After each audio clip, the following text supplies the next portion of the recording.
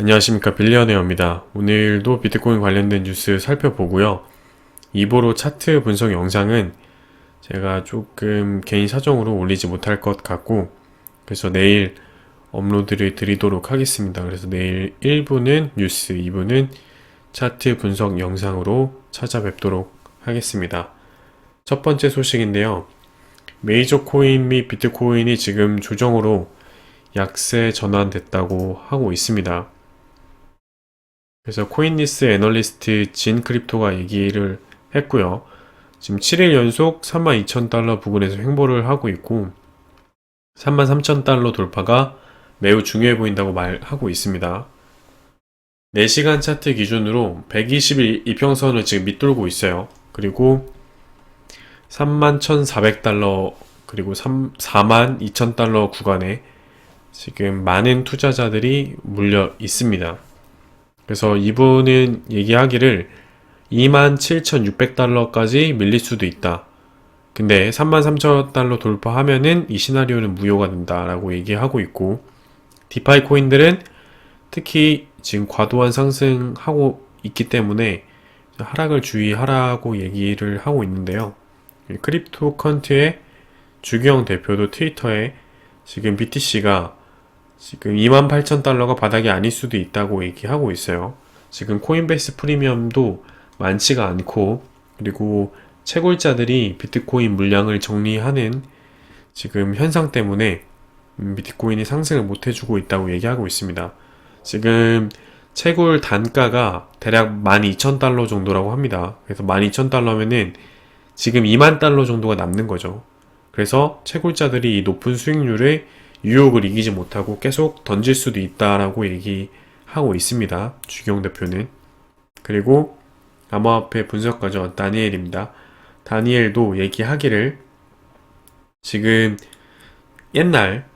지금 2017년도 상승장에서도 비트코인이 이렇게 하락을 많이 하면서 올라갔습니다. 하락을 해주면서 가격 조정을 하면서 올라갔는데 보통 39% 정도 하락을 했고 최고는 51% 하락을 했다고 합니다. 그리고 하락장의 기간은 평균 22일이었고 맥스 49일이었다고 해요. 지금은 고점 대비 31%가 빠졌고 2주 정도, 14일 정도가 지났습니다. 그 뜻은 최고점 대비 31%밖에 안 빠졌기 때문에 39% 정도 되려면은 약 10%더 빠질 수도 있다는 거죠. 그래서 25,600불까지도 빠질 수 있다고 얘기를 하고 있어요. 조셉 영도 암호화폐 유명 분석가죠. 지금 숏 포지션들이 늘어나고 있고 그래서 31,000에서 35,000 사이에서 횡보할 수가 있다. 그 이유로는 코인베이스 프리미엄이랑 지금 광부들, 채굴자들의 그런 현금화 때문에 매도세 때문에 비트코인이 단기적으로 하락할 수도 있다라고 얘기하고 있습니다. 지금 대부분 다 하락을 얘기하고 있죠. 25,000달러까지도 하락할 수도 있다고 하는데 저는 최소한 그래도 강력한 지지선이 35,000불과 그리고 28,000불, 9,000불대에 있다고 말씀을 드렸습니다. 근데 특히 이분 같은 경우는 거기서 10%더 빠질 수도 있다고 얘기하고 있어요. 물론 비트코인이 항상 보여줬던 모습은 생각했던 자리보다 10%더 빼고 항상 예상보다 더 올라갔습니다. 그래서 충분히 25,600불까지도 떨어질 수 있는 가능성이 있습니다. 가능한 시나리오예요. 근데 저는 많은 사람들이 28,000불에서 지금 현물로 매수를 하려고 대기를 하고 있기 때문에 또 28,000불까지 안 내려오지는 않을까 생각을 하고 있습니다. 누구나 이제 다 기대하고 있는 가격대이기 때문에 설사 내려온다면은 그 이상으로 뚫면서 하락을 해주지 않을까 생각을 하고요. 저 같으면은 지금 현금화 했던 물량을 3만 불대, 28,000불대, 25,000불대까지 현금으로 내려오는 족족 저는 매수를 하고 그 다음에 거기서 반등 구간에서 다시 익절하는 식으로 하락장에서도 매수 그리고 매도를 단타 형식 그거는 본전 물량이 아니라 제가 갖고 있는 현금 보유량에 대해서만 말씀을 드리는 거예요. 그런 식으로 대응을 하면은 하락장에서도 굳이 마진을 하지 않고서도 돈을 벌 수 있습니다. 근데 제가 상승장에서는 마진을 굳이 추천드리지 않는 이유는, 물론 이런 하락장에서도 많은 돈을 벌 수 있지만 잘못해서 한번 물리게 되면은 계속 물을 타게 되고 결국에는 청산이 되게 됩니다. 청산이 되면은 현물은 아무리 하락해도 가치가 0이 아니지만 청산은 자신의 자산이 0이 되는 겁니다. 그래서 저는 마진을 이런 상승장에서는 하지 않으셨으면 하는 바람입니다. 지금 이주환 국민의힘 의원이 가상화폐 시세 조정 수수료 폭리 근절 법안을 발의를 했습니다. 지금 거래소에서 무분별하게 시세 조정을 해서 투자자들에게 손실을 끼친 일이 실제로 일어났고, 실제로 어떤 모 거래소의 대표는 실형을 받고 지금 감옥에 있습니다.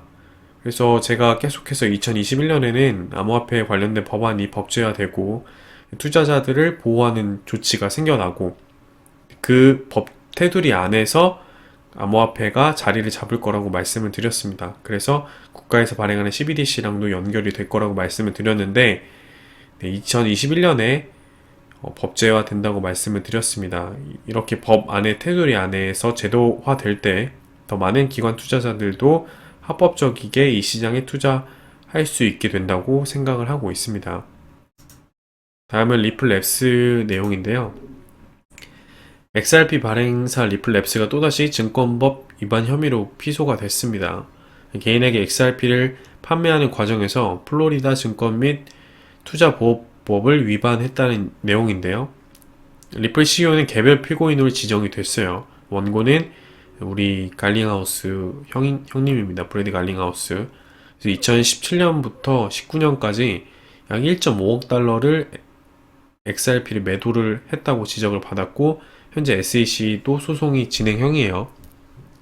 지금 가장 제가 여러 번 말씀드렸던 지난 리플 영상에서도 말씀드렸던 거는 리플 CEO들이 잘못한 건 맞습니다. 자신들의 물량을 계속해서 처분을 하면서 말로는 유동성 공급이라고는 하지만 개인 투자자들에게 너무나도 많은 물량을 계속 처분을 했어요. 그래서 이번에 SEC 소송이 일단락되면서 그런 리플사 CEO들의 물량이 좀 처분하는 것이 법적으로 좀 정지가 됐으면 좋겠습니다. 정지가 되면서 장기적으로는 좀 호재겠죠. 물량이 풀리지 않으니까. 2월 달에는 좀 좋은 방향으로 소송이 가닥이 잡혔으면 하는 바람입니다. 그래서 리플 측 변호인 앤드류 스너리지는 리플이 증권 여부를 판단하는 하이테스트 기준이 정말 극소 부분만 충족하고 XRP는 증권으로 간주할 수 없다고 얘기를 하고 있어요. 그래서 XRP는 광범위한 시장에서 거래되고 있고 XRP 판매와 관련된 어떤 약속도 하지 않았기 때문에 계약이 얽매이지 않는다라는 얘기를 했는데 이 말은 청긴도서 30화에 이 내용을 제가 잘 정리를 해놨으니까 한번 보면 될 것 같아요. 그래서 이 변호사가 얘기하는 거는 이 8번 내용을 얘기하는 것 같습니다. 리플사가 사람들이 리플 거래를 할 때 관여를 한 적이 없고 따로 계약서를 체결을 안 했다고 얘기를 하고 있어요. 그래서 이 증권법에 위반되는 행위를 했던 거는 다 계약서라는 게 있는데 리플사는 계약서가 따로 존재하지 않기 때문에 하이테스트에 해당되지 않는다고 얘기를 하는 겁니다. 그래서 이 영상 요쪽 하이테스트가 뭔지 또 리플사가 왜 고소당했는지는 요 영상을 한번 보시면은 많은 도움이 될 것 같습니다. 다음에 이더리움 기관 투자자들의 증가세가 두드러지고 있다고 얘기하고 있습니다. 그래서 이더리움 10,000개 이상의 지갑이 1200개에서 1300개로 늘어났다고 얘기하고 있어요. 보시면은 제 코인 코드의 기사인데요. 여기서는 1178개에서 1241개로 늘어났다고 얘기하고 있습니다.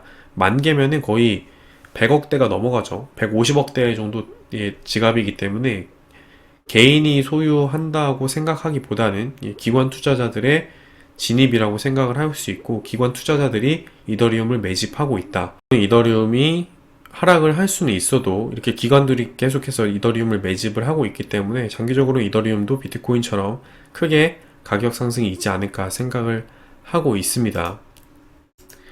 그 다음은 폴카닷 관련된 소식인데요. 지금 폴카닷이 락업 이후에 실제 쓰이는 수요량이 적기 때문에 단기적으로 가격 하락 가능성이 있다고 합니다. 이더리움과 같이 탈중앙화 금융, 디파이 같은 꾸준한 수요와 사용자가 존재하지 않아요. 폴카닷은. 그래서 이더리움보다는 수요량이 적기 때문에 가격이 단기적으로는 하락할 수 있다는 뉴스입니다.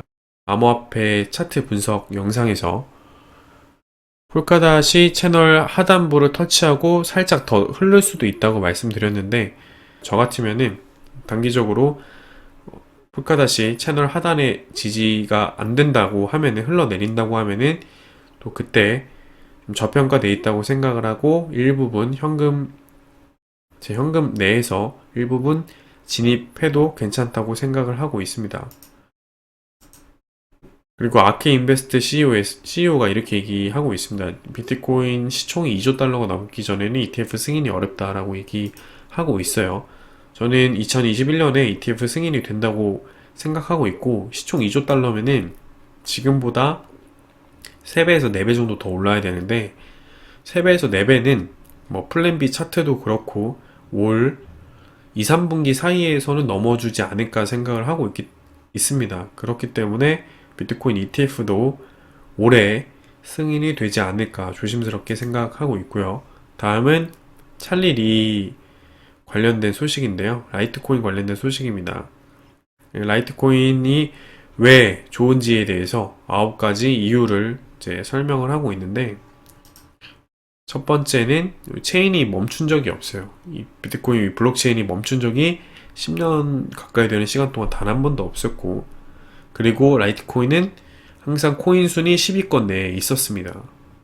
그리고 세 번째로는 해시레이트, 채굴자들의 공격에 의해 이제 라이트코인은 조금 안전한 알고리즘을 갖고 있고, 그리고 충분한 거래량을 갖고 있습니다. 유동성이 충분하고요. 그리고 비트코인 ATM기에서도 지금 라이트코인을 지원하고 있습니다. 그리고 되게 중요한 것 중에 하나죠. 페이팔 지원 코인입니다. 라이트코인은. 그래서 페이팔 지원 코인은 비트코인, 이더리움, 비트코인 캐시, 라이트코인이 있죠.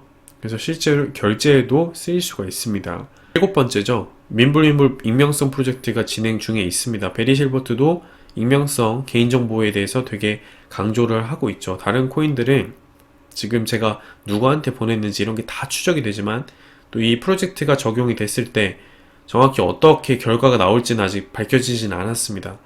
하지만 이 윈블윈블 프로젝트가 적용이 됐을 때 다른 코인들보다 훨씬 더 이 개인정보, 프라이버시 보호 기능이 추가가 된다면은 이것도 장기적으로 봤을 때는 큰 가격 상승의 요인이 되지 않을까 생각을 하고 있고요. 그리고 그레이스 스케일이 약 라이트코인의 유통량이 2% 정도 갖고 있다고 얘기하고 있고, 그리고 마지막으로는 라이트코인 창시자가 찰리 리가 라이트코인을 다 털고서도 계속해서 라이트코인은 잘 나가고 있습니다. 그래서 오히려 탈중앙화에 가까운 코인이라고 할 수 있죠. 그 전에는 찰리 리가 많은 라이트코인을 갖고 있었습니다.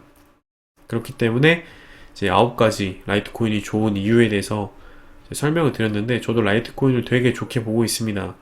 그래서 지금 가격대를 보면은 15만원대에서 횡보를 해주고 있지만, 이 코인을 보면은 약간 비트코인의 과거의 모습과 저는 비슷하다고 생각을 해요. 비트코인도 과거에는 10만원대, 50만원대 사이에 있었죠.